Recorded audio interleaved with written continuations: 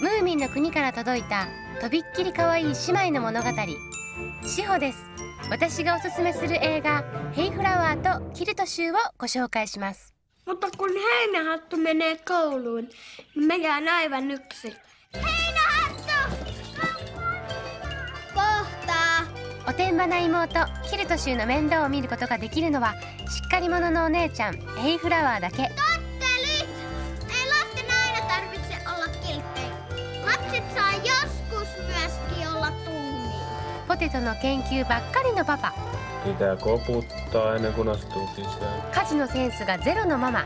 Vankila on vaan tämmönen äiti, joka ei onnistu missään. Ei pyykinpesussa, ei pullanpaistossa, ei edes lasten kanssa leikkiminen onnistu. そんな中、1週間後には小学生になるヘイフラワーはお家のことが心配でなりません。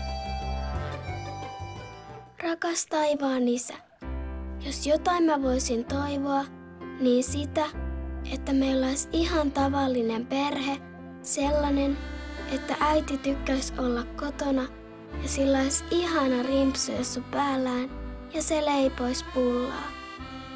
Sitten mä toivon vielä, että isän tutkimus tulisi valmiiksi, että sillä olisi aikaa leikkiä meidän kanssa ja tehdä kaikkea kivaa.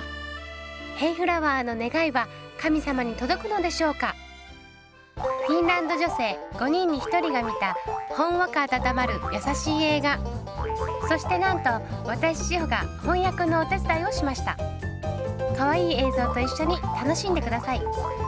Se, ketä mä sylkäisin, on mun paras kaveri.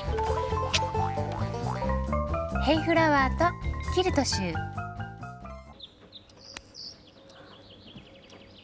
Oho.